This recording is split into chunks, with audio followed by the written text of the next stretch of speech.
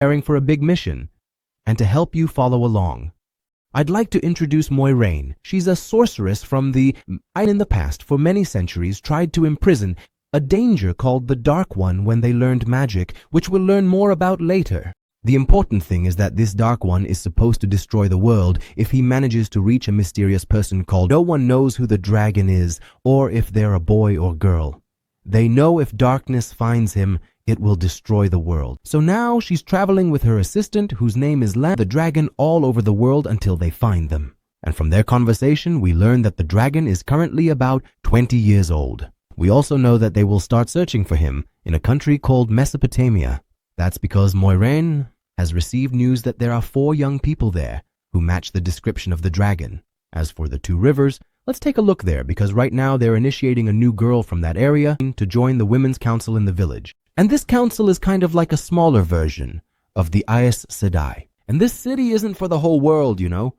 We see the initiation ritual, which involves them throwing Egwene into the river until she manages to get out and save herself. When she gets out, she heads to the inn in the village, which, by the way, is owned by her father. And there, everyone starts celebrating her because, of course, she successfully passed the initiation ritual. But the problem is that after a while, Moiraine and Lan arrive at the inn and introduce themselves, so they're welcomed quite normally. But we also see that everyone gets upset because they know the village won't be peaceful in the coming period. And that's because if the Aes Sedai show up in their town, it means something unusual is going on. But in general, they leave Moiraine and Lan alone, and they go to their room, and the night ends like that. Everyone in the inn leaves except Egwene, her fiancé Rand, and a few others from the inn because they're talking about Moiraine's visit. From their conversation, we learn there's a war in the south right now. They guess Moiraine is here. Because of the war, since Aes Sedai women have such great power, they could tip the balance in any war. But one of them says that the Aes Sedai never participate in wars at all, so there must be another reason. And my friend, the thing is, even Moiraine herself doesn't know why they're here.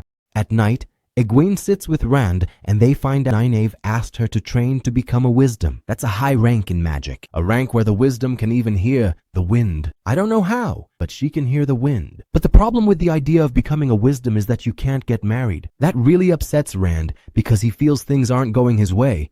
So he leaves her and walks off angrily.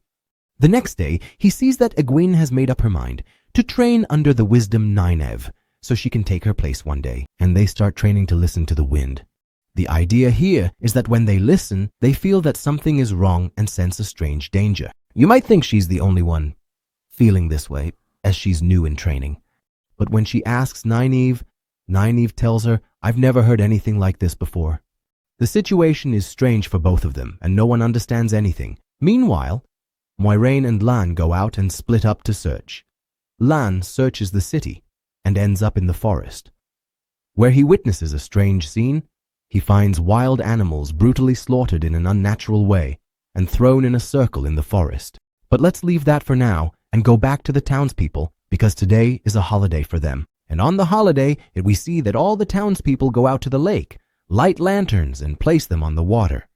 Rand is also doing the same thing with his father on the mountain. And from what they say, we learn that according to their beliefs, when a person dies, their soul is reborn in someone else's body. And what they're doing is basically asking the gods, God forbid, to bring back the soul of someone dear to them to life again. We also learn that what's happening is called the wheel of time turning, so that a person's life can begin anew. And we find out that when a soul is reborn, it doesn't remember anything from its previous life. But that's not important. What matters now is that Lan comes to Moiraine and tells her what he saw. From that, Lan was able to figure out that these animals died because of monsters, the Fades. Based on that, he asks Moiraine to leave quickly because staying here is dangerous. Because these knights are evil and against everyone, especially Aes Sedai. So Moiraine is convinced by what he says and decides to leave with him, even though she hasn't found the people she's looking for. Lan is right. Everyone in the town is celebrating the festival after finishing their rituals. But the problem is, during these celebrations, terrifying monsters appear. These are the Trolloc monsters. They kill anyone they see. One of these monsters reaches Rand and his father, and the monster fights Rand's father.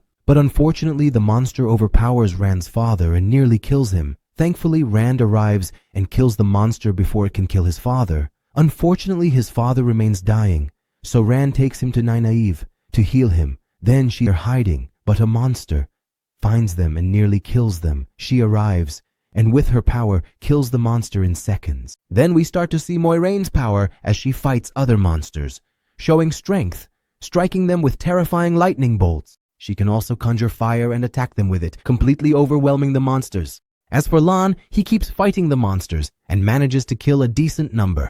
But the problem is that, in all this, one monster escapes. Before running away, it pulls Nineveh, taking her with it. Egwene is about to lose her mind, but she can't do anything. Meanwhile, with Moiraine, more monsters arrive. One throws a knife and hits Moiraine, but she pulls it out and gathers her strength. In a powerful scene, she wipes out all the monsters at once, ending the night.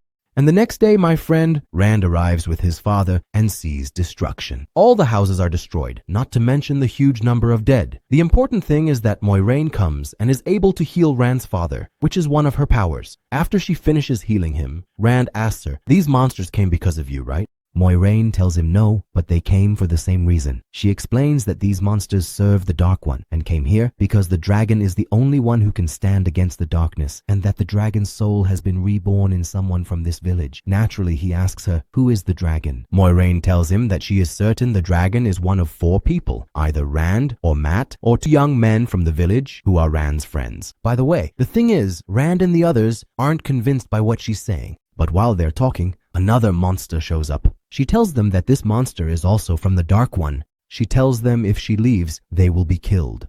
So after what they saw last night, the 4 decide to go with her. They mount their horses and set off with Moiraine to the White Tower. This is a place where women gather, and supposedly there they will determine exactly which one of them is the dragon. Anyway, they keep traveling along their path and notice that the monsters are still following them. They continue like this until they reach a kind of ferry crossing. Moiraine tells them that they have to cross this ferry because the only thing the monsters are afraid of is deep water. So they give the ferry owner a lot of money and he starts to take them across the river. As soon as they cross, the monsters reach the other side, and with them comes a strange rider who isn't human. He also doesn't have eyes or anything else on his face, except for a mouth. And she tells them that this is one of the Fed Knights I told you about earlier, my friend. This Fed Knight can easily control the monsters and force them to do anything except cross deep water. That's why he cuts the ferry's rope. Moiraine starts to create a whirlpool in the sea to swallow it up. The ferryman is about to lose his mind, so he jumps in after the ferry. So Moiraine is forced to kill him along with it. After a while, both the ferryman and the ferry disappear into the river, and Moiraine continues on with the others until they reach a safe place where they set up camp. There they sit together and say that they need to come up with a plan to keep an eye on Moiraine, because after she killed the ferryman, none of them trust her at all anymore. The thing is, Moiraine hears all of this, and at night, she goes to Egwene and tells her that she didn't kill the man, he killed himself when he decided to jump in after the ferry. So Egwene is somewhat convinced, and then Moiraine takes out a necklace with a gemstone and asks her to look into it. When she looks into it, Moiraine does odd rituals. Egwene is not ordinary. She's not just someone who can listen to the wind, but her magical abilities are much stronger. So Moiraine asks her to join the Aes Sedai, and she agrees. At the same time, Rand wakes up feeling very ill. He keeps coughing until a mouse comes out of his mouth, dead and placed between 2 bat wings. Of course, he's terrified and doesn't understand, and just as he's about to catch his breath, he sees a strange man in front of him with eyes of fire. Suddenly, he wakes up, because all of that was just a dream. But when he wakes up, he sees a mouse again among bat wings. Terrified, he tells the others and learns Egwene and Mat had the same dream. They also find those strange bats or mice with them. Moiraine asks exactly what they saw in their dreams, so they tell her everything. Moiraine tells them this dream was created by darkness. If they have the same dream again, they must tell her immediately, because dreams have a power they know nothing about yet. Now Rand gets very upset and thinks Moiraine is lying and deceiving them because she never gives them complete information, only incomplete information, incomplete information, incomplete information. Moiraine says, I'm fed up with you all. I'm leaving. Whoever wants to come can come. And she walks away. And so on. Then Mat talks to Rand and convinces him to continue the journey. Maybe what she said is true, so they follow Moiraine. On the way, he tells Moiraine the White Cloaks' territory is near. These are a group who really hate women, and anyone they see from them, they kill immediately. So of course, it's a bit dangerous for Moiraine, but she gives her ring, which proves she's an Aes Sedai, and continues on her way with the others. And indeed, the White Cloaks stop them, but Moiraine manages to distract them, so they let them pass and continue on their way until they reach a place where they decide to camp. That's because Moiraine is very exhausted at that point due to the injury she sustained from the monster in the battle. If you remember earlier, and I know, you might be wondering since I told you before that she healed Rand's father, so why didn't she heal herself? Simply put, none of the Aes Sedai can heal themselves. They can only heal others. If one of them gets injured, another Aes Sedai has to heal her, and so on. And indeed, they camp in that place. We see that Perrin is injured from the battle with the monsters, but he hadn't told anyone. He sits in the forest and looks at his wound. Suddenly, a pack of wolves appears around him. But what's strange is that none of them harm him. One of them comes over, sniffs the wound, then they leave. He doesn't understand, but he gets through the situation. And at night, something completely unexpected happens, because a group of monsters, led by Fane, managed to reach them, and most likely, they found their location through the wolves. I think the idea is that Moiraine's condition has really deteriorated. She's barely breathing and has passed out, so there's no hope for them to fight the monsters. That's why they quickly run away. Until they reach an abandoned city, which has a huge wall with only a narrow crack they can just squeeze through. So he tells them, let's get inside quickly because the monsters won't be able to follow us. When they go inside, they're amazed by the grandeur of the city and its mountain, yet it's abandoned. So he asks, how is that possible? He explains that this city is from a very long time ago, ancient. Poi. During the first war with the darkness, they decided to isolate themselves with these high walls. This crack wasn't open. No one could enter or leave until the war ended. Afterward, people remembered the city and found it just as it is now. No humans or anything inside. Why? No one knows. Legends say whoever enters this city, never comes out, which is why no humans have lived here since what happened. And even monsters are afraid to enter, as we saw earlier. No one really knows the secret of this city. They were told if they found anything, they shouldn't take it, not even food, and if they found any, they shouldn't eat it. That way, they could be sure they'd be safe from the city's strange curse. But at night, Matt doesn't follow these instructions. He keeps searching the city until he finds a beautiful dagger. So, the fool takes it as soon as he sees it. Then everything turns upside down, because suddenly a strange substance appears. This substance begins to spread throughout the city. In short, anything it touches turns to dust, and it ends up hitting one of their horses. So it completely turns to dust. When they see this happening, everyone starts to run. But the problem is that this substance keeps spreading everywhere. Because of this, they all get separated, and Matt and Rand manage to get out of the city and escape together. Egwene escapes with Perrin, while Lan carries Moiraine and escapes with her. As soon as he gets out, he sits to check on Moiraine. But the problem is, at that moment, Lee comes, and we find she didn't die. She escaped from the monster that took her. The key thing is, she pulls a knife on Lan and says, "Take me to the fore or I'll kill you." But it's not easy, because in a blink he catches her off guard and knocks her out, so she loses consciousness. When she wakes, she's tied up, and Lan comes to her. They agree. She'll help him treat Moiraine since she's a healer, then continue the journey with them. Because in any case, as soon as Moiraine gets better, she'll start looking for the other four, so she agrees and begins to treat Moiraine. On the other hand, Perrin and Egwene reach safety and go to sleep. Malpon. When Perrin sleeps, he dreams of his wife Layla, who died because of monsters. He sees Layla being eaten by a wolf, and also sees the man with burning eyes, so he wakes up. And remember the man with the burning eyes because we'll mention him later on. When he wakes up, he finds Egwene telling him, "Let's get out of here, there are wolves everywhere around us." He's surprised because he just dreamed about them, but he doesn't pay much attention and starts running with Egwene. They run until they reach a place where they find the wolves have stopped and aren't chasing them anymore. You feel like Gold wanted them to get to this place. When they start to pay attention, they notice in front of them traces of footprints in that place, of horses and many people. The thing is, they're heading east, toward the White Tower, so they don't know who these people are. But they decide to follow them and stay alert along the way, just in case they're enemies or something. So they keep walking until they meet the people who left those tracks, who turn out to be a group of travelers, a very respectable group. Their leader, whose name is Ayla, allows them to sit with them, they eat together, everything goes really well, and they continue on the road together. We'll leave them for now and look at Rand and Matt, who, after escaping the abandoned city, arrived at a village called Bream Spring. There they went into a tavern called Dana. but their money was stolen and they only had enough left for one meal. So they offered Dana to work for her in exchange for Ilam, food and a place to sleep until they could find their friends. Indeed, Dana agrees and they start working with her. But things don't go well because Dana is actually a terrible person working for the Shadow, and she frames Rand with a weapon.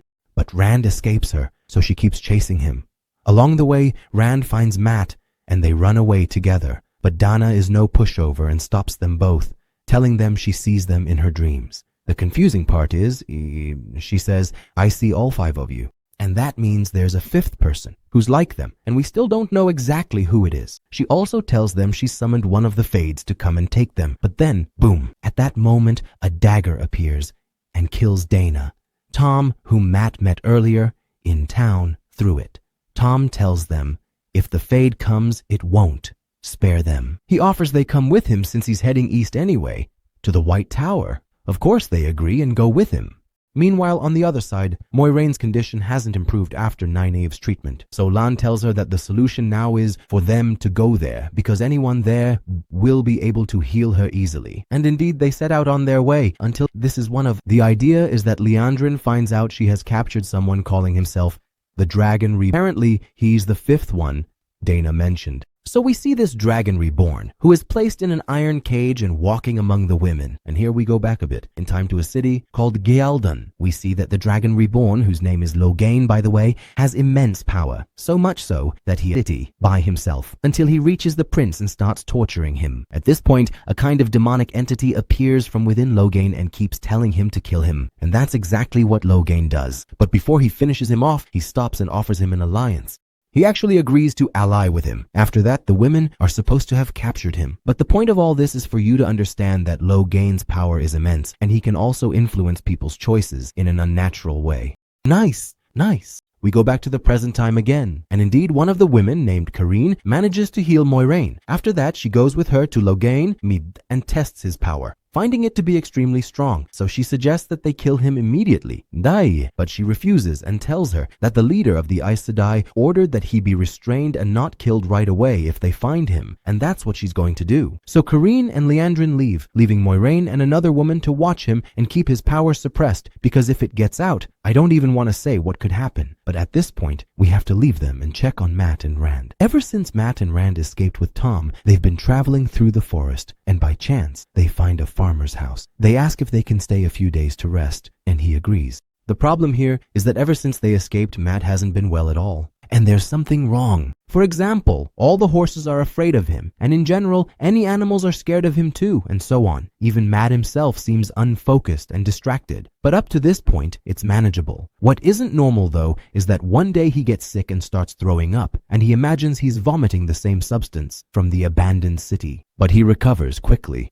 The problem is Tom sees all this, so he sits with Rand and tells him there's a high chance Mat has a magical power inside him now. That means he's an enemy. That's why Tom suggests they shouldn't take Mat to the White Tower. If he goes, he'll either die or be separated from his power, which will drive him insane, and then he'll die anyway. So Rand tells him he'll think about it, leaves him, and goes to sleep. When he sleeps, he dreams of the man with fire in his eyes, then wakes, startled as Tom says, "Come on, let's get out quickly. I hear strange noises outside." They look for the source of the sound, enter the man's house, and find the man and his wife murdered. He died standing in the middle of the apartment staring at the chickens like that, saying, "I can see you clearly." Then Amir appears from the video and starts attacking them. Tom immediately tells them to run, and that's what they do. He keeps fighting the Fade bravely to buy them time to escape. Meanwhile, things are still calm on Moiraine's side. But suddenly, everything changes when a large army loyal to Logain attacks, led by the Prince of Gealdan.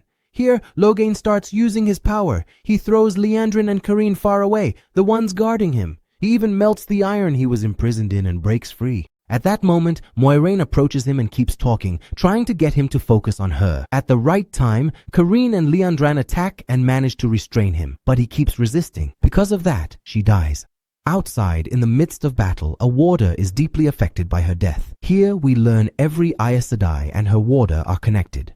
There's a strange bond between them, to the point that they sense each other in an unnatural way. And as the war with the followers ends and the Prince of Hila dies, they all enter the cave along with the rest. At that moment, the guard can't control himself when he sees her body and rushes to attack Logan.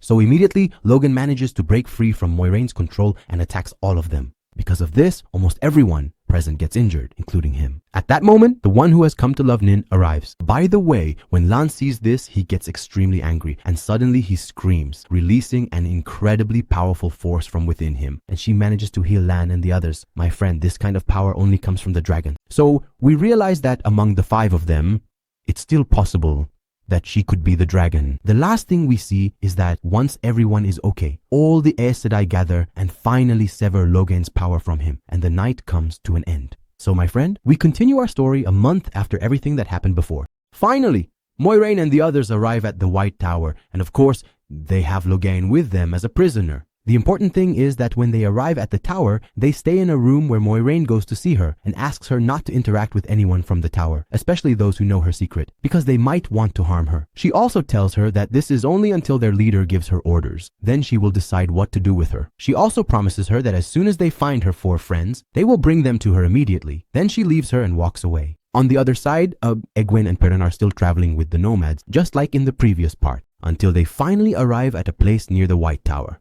But the problem is that the White Cloaks arrive as well, and when they see Egwene and Perrin, they recognize them and realize that there's a secret behind them. They're not just ordinary people, as they claimed before. So they decide to arrest them, upsetting the entire nomad tribe. They actually manage to capture them and take them to a camp. There, the leader of the White Cloaks keeps torturing them to force them to confess that they're channelers until they find a solution. Let's go back again. They also arrive at a city that's very close to the White Tower. They stay with someone named Ogier. He was a very old friend of theirs. And my friend, he's not human either. He's a creature. But he's not like the monsters we've seen before. Because, you know, he has a mind and can think and so on. And overall, he's kind. Anyway, the important thing is that Rand tells Ogier everything so he can help him. Because Mat is still sick. And of course, they can't take him to Aes Sedai just like Tom told him. So Augur tells him, I will try to do something so that Augur can reach the White Tower and bring Nine back. And he brings her back to Rand. Rand can't believe it when she walks in because he thought she was dead. As for Nynaeve, when she learns about Mat's condition, she tells Rand that she'll try to treat him here until they reach Tar Valon. Then they all return to the 2 rivers, their homeland. As for Egwene and Perrin, they're still being tortured until Egwene finally reaches her limit and tries to use her magical power, managing to create a ball of fire. But it's just a small ball that doesn't hurt anyone. But leave Egwene aside for now and let's focus on Perrin, because at that moment he gets really angry and his eyes start to look like a wolf's. In the blink of an eye, he's able to free himself. At this point, Egwene comes and stabs him with the knife. Then she and Perrin escape. When they get outside, they find wolves everywhere, literally eating anyone in the camp. And they leave. Only Perrin and Egwene are allowed to walk away unharmed. And you know, if you pay close attention, you'll notice that Perrin, in one way or another, is able to control the wolves, and we'll understand this more as things progress. The important thing is that they manage to escape and decide to head to the White Tower. Speaking of the White Tower, something very sad happens there. The warder can't bear her absence. One day he wakes up and finds that he has killed himself, and he feels extremely sad about it. But putting the sadness aside, finally, the leader Amr arrives, and by the way, her name is Siuan. You see, Amr is like a royal title, similar to king. Anyway, as soon as Siuan arrives, she interrogates Logain. When she's done, she sentences him to remain imprisoned for the rest of his life, until madness takes over his mind, as punishment for using magical power in that way. And also for what he did when he killed Kareen, even though she didn't kill him. Because the madness that overtakes you when you're cut off from magic is a torment worse than death. When she's done with Logain, she interrogates Liandrin, who severed his connection before it was restored. She tells her she'll decide on a punishment and tell her tomorrow. When she's done with Liandrin, who is annoyed, she slyly tries to stir up trouble between Siuan and Moiraine, since Moiraine handles espionage. But even so, she still couldn't figure out that Nynaeve is the dragon. And she couldn't find out anything about the false dragon either. She asks, Siuan, what have you been doing on your travels, Moiraine? You've traveled a lot over the past 2 years and haven't accomplished anything. Moiraine replies, I can't say, which angers Siuan. So she says she'll think of a punishment and tell her tomorrow. But all this isn't important. What matters now is that when Moiraine finishes, she leaves with Lan and they go to Rand, having learned from the Ogier that he's nearby. When Moiraine reaches him, she starts to heal Mat and discovers that what's affecting Mat is because of the dagger he stole from the abandoned city. If you remember from the previous part, but in any case, she begins to draw out this magical force from inside him. Of course, she takes the dagger from him and then she tells Rand that if Mat ever gets hold of the dagger again or touches it, he could go mad or even die. She asks him to keep an eye on Mat, then leaves. After that, a message comes from Moiraine's spies that they've managed to locate Egwene and Perrin, so she goes to them immediately. Why? There, Egwene recognizes her. She tells her what happened to Perrin when his eyes became like a wolf's. Moiraine becomes very frightened and asks her not to mention this to anyone at all, then leaves. At night, we discover a huge surprise because Moiraine sneaks away and goes to see Siuan in a magical way so that no one sees her. We find out that she and Siuan are very, very close friends, but they keep it a secret from everyone. Moiraine told her that there's a problem. There are 5 people, and all 5 fit the description of the dragon. That's why I didn't want anyone on the council to know, because the dragon could be one of them, and if we send the others to their doom, we'd be wronging them. But Moiraine tells her that she will try to find a way to figure out which one of the 5 is the dragon, and she asks her to sentence her to exile at the trial tomorrow so that she can do what she needs to do, because if she stays in the tower, she won't be able to do anything. The next day, Moiraine goes and meets Ogier and asks him to bring the 5 young people to a certain place at a specific time. Let's fast forward a bit. After that, Moiraine goes to the trial, and as agreed, Siuan sentences her to exile. So Moiraine leaves the White Tower and goes to the place she told Ogier about. Ogier arrives with the 5, Mat, Perrin, Nynaeve, Egwene, and Rand. And of course, Moiraine is with them. That way, the group is now complete. She tells them that she tried to find out exactly which one of them is the dragon, but she couldn't. So now they all head together to the Land of Shadow, a land beyond the boundaries of time and space, because there is darkness and it must be eliminated. The idea here is that Mat says to her, okay, so the dragon will go and he'll be able to kill him. What will happen to the dragon? She gets nervous and tells him she doesn't know. Yeah, and then she opens a gateway between our world and the world of shadow, and everyone goes through, except for Mat, because he's afraid. He changes his mind and the gateway closes before he can join them. As for Rand, he continues on his path in the Land of Shadow. At that moment, Lan is talking to Moiraine and asks her why she didn't open the gateway again even though she could. Moiraine tells him that she did it on purpose because Mat is drawn to the darkness, and the proof is that he was drawn to the dagger before. So even if he is the dragon, he would be drawn to the darkness, and as a result, he would kill them all and make the darkness even stronger at the ending the world. So it's actually good that he didn't come. Anyway, they continue on their way, and along the road, they find a guiding stone. This stone is supposed to lead them to a gate called the Ways Gate, which they have to pass through because it will bring them closer to their goal. But the problem is that the stone is destroyed. At that moment, Moiraine suspects that someone is watching them and knew their movements, so they destroyed the stone. But she doesn't dwell on it and asks Ogier to try to read it. That's exactly what he starts doing until Ogier finishes reading. The rest decide to rest, but soon she wakes, sensing movement around her. Without warning, she finds a monster right in front of her. But before it can do anything, she pushes it away with her magic.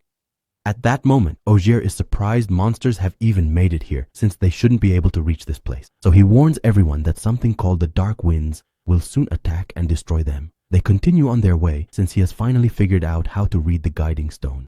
But the problem is that before they reach the gate to the ways, the Black Winds start attacking them, targeting their minds and making them remember every wrong thing they've done, so they're unable to resist. Then, she stands up bravely and fights them, with Moiraine helping. And together, they're able to get rid of the Black Winds, open the gate to the ways, and finally pass through. When they come out, they've arrived at a city called Val Dara, and Ogier tells them this is the last city before the Eye of the World, the place where the darkness lies. Moiraine realizes that now they have a day's journey ahead of them to reach the Eye of the World, but she also knows that they will rest in her parents' city for a while, because it is a friendly city, and they actually go to the city of Val and meet its ruler. They introduce Ogier and explain the mission they've come for. She also learns that there's something wrong with the Ways Gate, and that they need to send some men to guard it because the Shadow is using it to bring monsters into the world. Of course, she figured this out because of what happened earlier. She remains respectful of her words.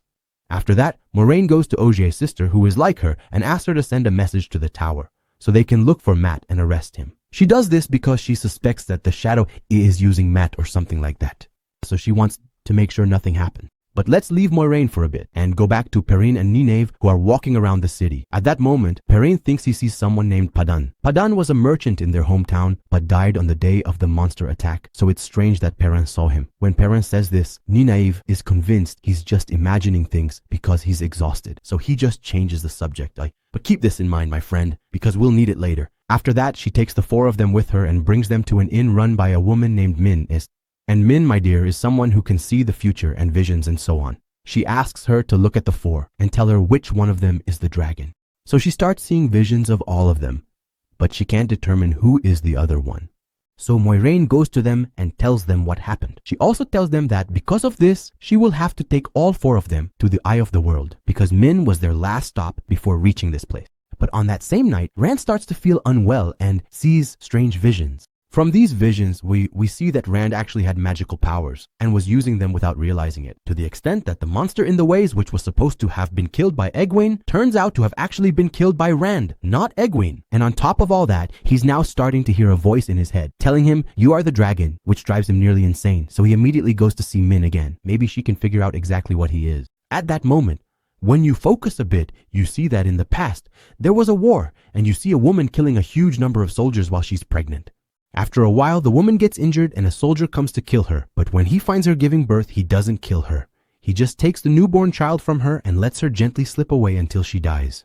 After that, he takes the child and goes to live with him in the 2 rivers, pretending to be the boy's father. That man is Rand's father. But now we know that he's not actually his real father. The important lesson from this vision is the place of birth, because Rand's mother gave birth to him in a place called the Dragon's Cradle. And in that place, anyone who is born there is the dragon. From all these visions he saw, he becomes certain that he is the dragon. And we are sure that he is the dragon. He leaves everyone and tells Moiraine he is the dragon. She immediately decides to go with him in secret. The next day, everyone wakes and finds Moiraine and Rand gone. They realize Rand is the dragon, and he and Moiraine have secretly gone to fight the Dark One at the Eye of the World. That way, no one gets hurt. And by the way, they were right, because now Rand and Moiraine have reached the last place before the Eye of the World. A place called the Blight.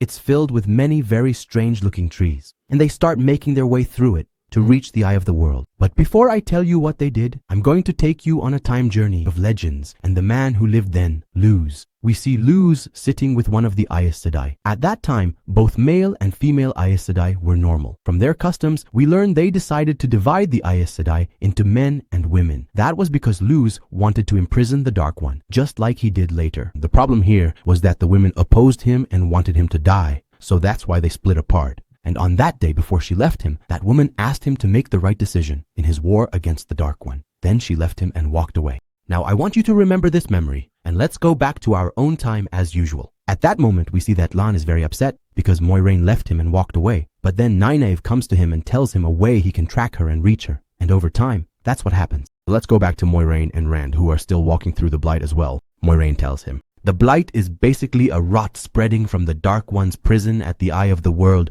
to here." She warns him not to touch anything. She keeps walking with him until they reach a place and rest. Here, Rando sleeps and dreams of the dark. And what we learn here is that he is the same man whose eyes are filled with fire. If you remember, we've seen him many times before, both in the previous part and a lot in this one as well. In the dream, the Dark One kills Moiraine, removes that face, and reveals a human face, then keeps talking to Rand. Rand can't tell if this is a dream or reality, but he convinces himself it's a dream, grabs a sword, and stabs himself. This way, he's able to wake up, then continues with Moiraine, and along the road asks her how he's supposed to fight the Dark One. So Moiraine gives him a small statue and tells him it's called a Sa'angreal. It's not just a statue, but a collection of power from more than 1,000 men, the same men who once imprisoned the Dark One. All their strength will flow to him during the battle, so he'll be able to defeat the Dark One easily. This reassures him a bit, and he continues walking with her. Meanwhile, in the city, an alarm is raised that the monsters are coming toward the city, so everyone starts preparing themselves for battle, including King Agelmar himself. Agelmar leads his army out to confront the monsters at a place called the Gap. This is the place separating the monsters from the city. If the monsters can break through, they'll reach the city easily, so he had to face them. As for Agelmar's sister, she stays in the city and helps protect it with the other women. Nynaeve also joins them to help out.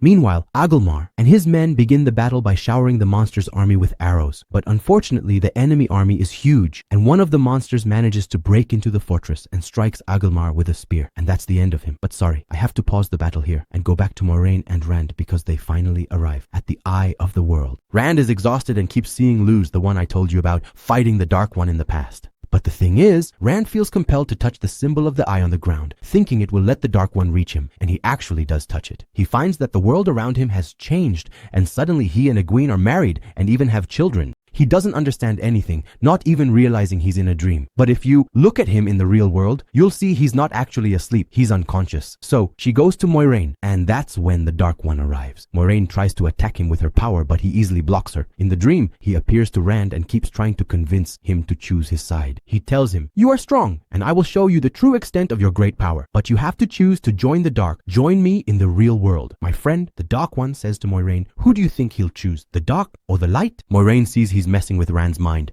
so she pulls out a knife and holds it to his neck, showing she's ready. If he chooses the dark, she'll kill him before the world is destroyed, until Rand decides what he'll do.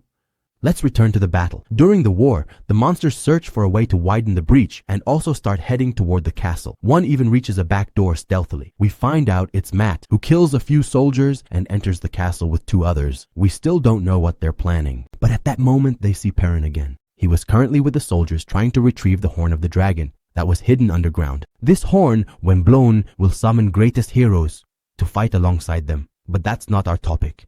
When he sees a body, he grabs a weapon and searches for him until he finds him. Let's go back. Rand, who is still in his dreams, will be overcome by darkness and will enter into it.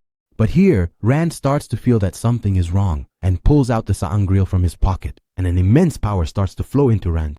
In the real world, Rand wakes up, and this power keeps pouring into him. In the end, with one strike, he destroys the darkness and finishes it. As for Egwene, on the other side, she and Nynaeve keep fighting monsters until they defeat them. But after that, they can't turn off the power they've unleashed, and it literally starts to burn them. Eglir's sister dies, and Egwene and Nynaeve collapse, both near death. Quickly, Nynaeve takes Egwene's power into herself, so Egwene isn't burned, but Nynaeve is.